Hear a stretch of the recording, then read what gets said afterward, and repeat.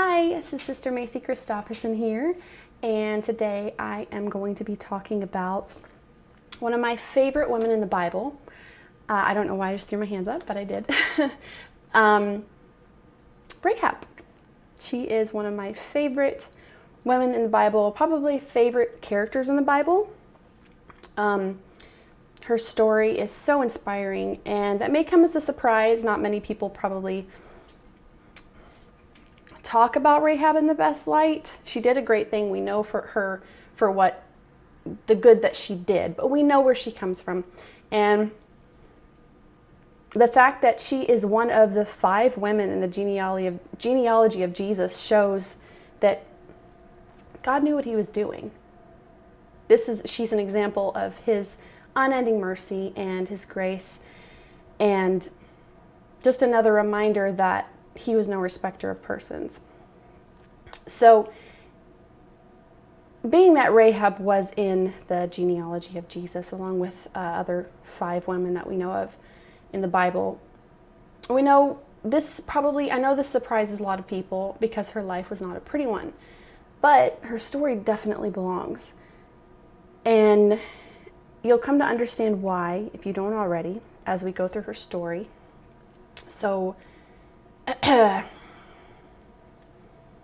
Rahab was a Canaanite prostitute, and a fairly popular one at that. And what Scripture doesn't explicitly state in facts about Rahab is whether the occupation was voluntary or not. So whether she chose to go into this or if she was forced into it through trafficking, because it was pretty normal in those days for women to be bought and sold. And Canaanite culture was pretty bad. When I say pretty bad, I mean it was disgusting. It was horrible. It wasn't just your normal hedonistic things. It was the worst of the worst. Disgusting lifestyle in so many ways. And this is a big part of why God chose to destroy the Canaanites.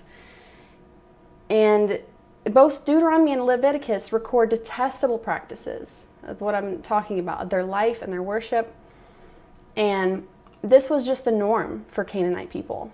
And God was just over it. He was over these people, and as he's guiding the Israelites, it is time for him to destroy this land that the Canaanites have taken over and to stop the evil practices that they've been doing. So I am going to start with Deuteronomy 9 and 5.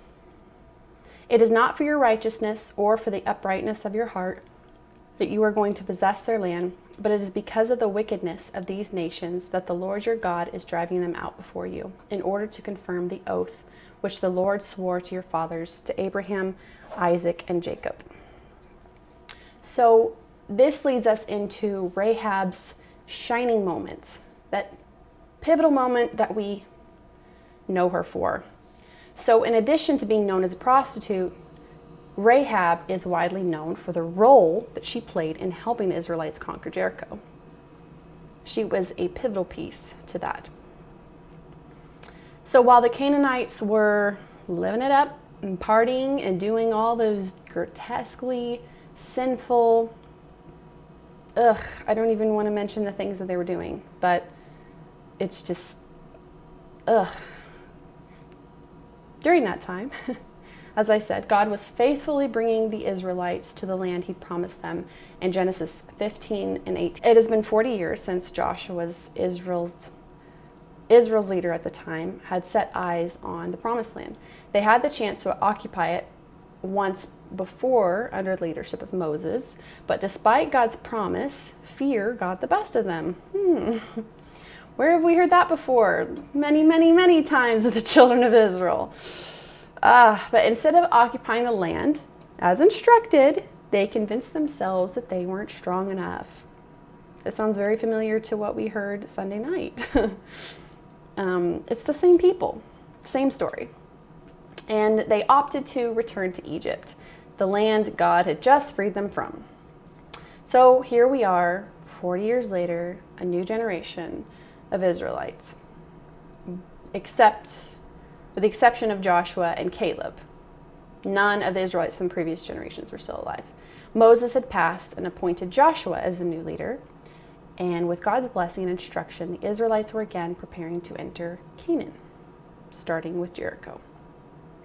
This time around, instead of sending a group of spies to scout out the land, Joshua only sent 2. Now, so this is Joshua 2, 1 through 2. Now Joshua, the son of Nun, sent out 2 men from Acacia Grove to spy secretly, saying, "Go view the land, especially Jericho." So they went and came to the house of a harlot named Rahab and lodged there. And it was told the king of Jericho, saying, "Behold, men have come here tonight from the children of Israel to search out the country." So scripture doesn't say this explicitly, but I think the arrival of these spies was an answer to Rahab's prayers. And it's pretty evident in her response to them that she was waiting for an opportunity. Something tells me she was just waiting for that chance to escape the darkness in Canaan and the hurt of her life, the hurt of her past, and go forth into a promising future.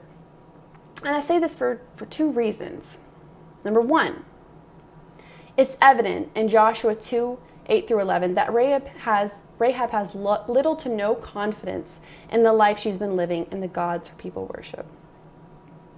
So let's read it real quick.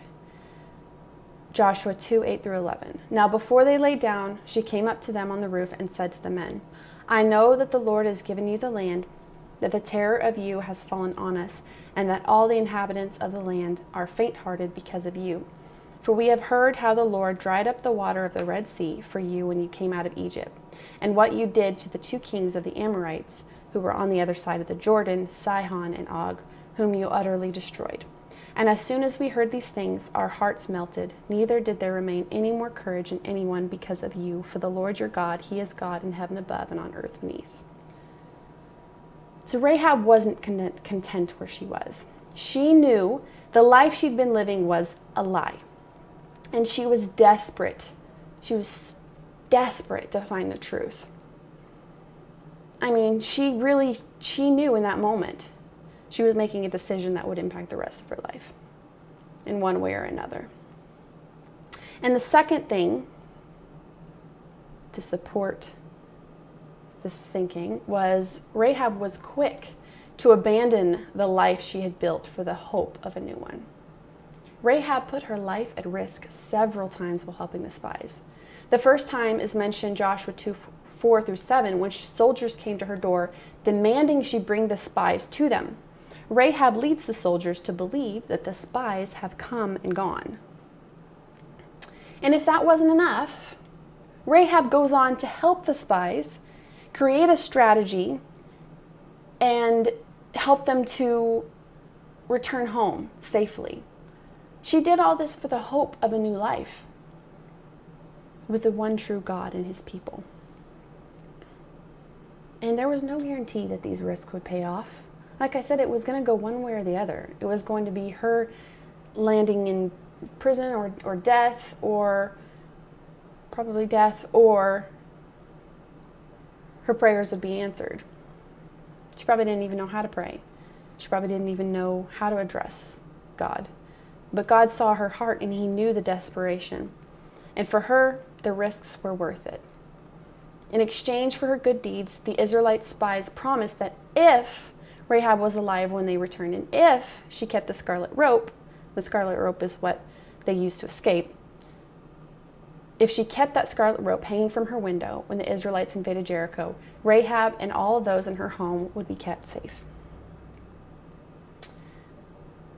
So that being said, that's the story of Rahab, and I just want to talk about abandonment, but I want to talk about it in a positive light. I want to talk about the things that Rahab abandoned, the things she had to completely leave behind in order to cling to God. Joshua 2, 3 through 5. So the king of Jericho sent to Rahab, saying, "Bring out the men who have come to you, who have entered your house, for they have come to search out all the country." Then the woman took the 2 men and hid them. So she said, "Yes, the men came to me, but I did not know where they were from. And it happened as the gate was being shut, when it was dark, that the men went out. Where the men went, I do not know. Pursue them quickly, for you may overtake them." From the moment conflict arose between the Israelites and Rahab's people, Rahab set in her heart whose side she was on. She'd grown up in Jericho. I think from what I can see, she was at least 40 years old. So she's been there her entire life. Is her culture. These are her people and her king. Yet, in an instant, she had to make this decision in an instant. She abandoned her people and her king. Why? She was ready for the real deal. She was ready for a life of freedom and an escape from the darkness of her life. And number 2, she abandoned her idols. She said to the spies, "For we have heard how the Lord dried up the water of the Red Sea for you when you came out of Egypt, and what you did to the 2 kings of the Amorites who were on the other side of the Jordan." And she goes on and on about the battles that they've won, the miracles. She's just heard of it. She's only heard of it. Probably as a young woman, a young girl, a young woman, and throughout she's heard of the miracles. And the people in her country are terrified of them, of the people of Israel. They've locked it all up. They're fearful. They know that they've got something with them that has destroying power. And maybe she's afraid, but I think she looked past the fear too. And all she saw was a way out. Anyway, so her idols. The confidence in Rahab's statements here astounds me. It shocks me. Because, like I said, she's been growing up hearing these stories. So I wonder how long that she has questioned the legitimacy of the idols that she worships and the gods that her people worship. And there were many in Canaan. Canaan was a polytheistic land. They didn't necessarily deny God's existence, but they had very little reverence for him as the sovereign and ultimate one God. And they saw no problem with giving glory to idols and other deities. It was just the norm. For her, it was totally normal to have multiple idols in your house. So, we don't know how invested Rahab was in honoring Canaanite worship practices, but we do know, however invested she was, it was not enough to keep her from abandoning their falsehoods for the one true God. And the third that she abandoned was her livelihood, her job. This is a big deal. It's a big deal. Not solely because of the type of livelihood she was leaving behind, although that's part of it, but primarily because Rahab was in no position to be able to take care of herself. Partly because of her reputation as a prostitute, but also because of the restraints put on women in those days. A woman of Rahab's age, left unwed and without children, were shamed. And women in that position often struggled to provide for themselves. In addition to the hurdle of finding actual work, Rahab also would have to find favor with the Israelite people to be allowed to dwell among them. So that's a lot. You're leaving what you know. You're leaving the job that provides, that you're used to, that you're accustomed to. And you're going into a situation where it's very likely you will not be able to provide for yourself. There's no promise that the children of Israel are going to allow her to live with them. I'm sure all that ran through her mind. Oh my word, what am I going to do? It just all was just given up to God, a God she'd never heard of, other than maybe a few stories and just the miracles of the children of Israel. The faith that Rahab had, the faith, my goodness, that is, I feel like she is one of the most influential and inspiring women of faith in the Bible. Anyway, so her only option would be to seek out other people, another group. If the children of Israel didn't accept her, she would have had to go and find another group to be with. So her livelihood was her security, and she was willing to abandon it if it meant serving and knowing the one true God. And the fourth and final thing that Rahab abandoned was her identity. Of all the things that she left behind, I bet this was the one she was most happy to let go of. Her identity. Can you imagine being that girl, that woman? The kind of woman others look upon in disgust. She was a purchase, an object, maybe. The Midrash expands upon this, stating that Rahab was very well known among kings and men in high places of leadership and power for her work, her job. This also supports research that has been done on the very high possibility that she was a victim of sex trafficking, as opposed to the common story that she's just a well-off woman who chose promiscuity. So after that life that she's lived and the situation she's in now, how battered and broken must she have felt? The shame, the grief that accompanied her over the years. This sort of thing doesn't leave you unscathed. The comments, the labels that she wore, the judgment that she faced and endured, the lack of kindness in women that she encountered, in the sting from objectifying looks and mistreatment from the men that she encountered. For many of us, our identity is our hang-up. How people view us. It's our stumbling block. And oftentimes we associate God's view of us with man's view of us. We assume that if imperfect people can think so lowly of us, how much worse must be seen in the eyes of a perfect God. What's amazing about Rahab is that she didn't let those thoughts keep her from running to God. She found God, she ran to him, and he gave her an entirely new identity. In 2 Corinthians 5:17, it says, "Therefore, if anyone is in Christ, he is a new creation. Old things have passed away. Behold, all things have become new." So the dictionary describes the word abandon as a complete lack of inhibition or restraint. It was reckless. It was recklessness. Rahab let go of some of the biggest pieces of her life. She didn't just let go of it. She abandoned everything. But what's even more admirable about Rahab is what she abandoned them for.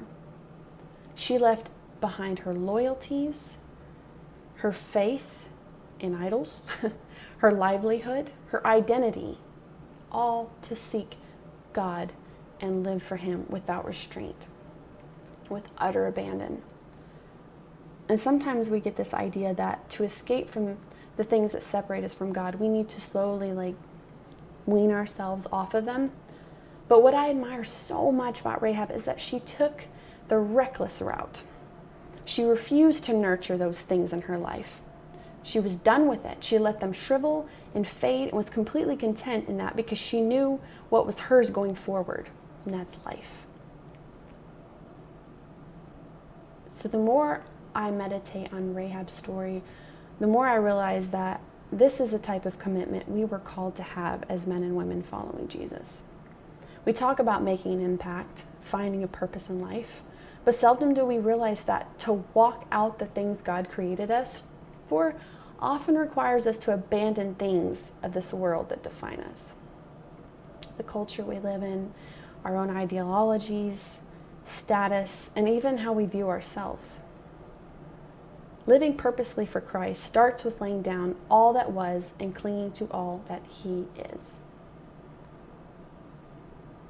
So I hope you enjoyed this brief summary of the story of Rahab. I hope that it inspires you as much as it does me, and encourages you. If there's still things that you're holding on from the life you had before Christ, they're not worth it. Those things are holding you back from God's purpose in your life, holding you back from what He has for you. And what better thing is there than to live for God? So anyway, I hope that you enjoyed this. I hope you got something out of it, and I hope you have a great week. God bless.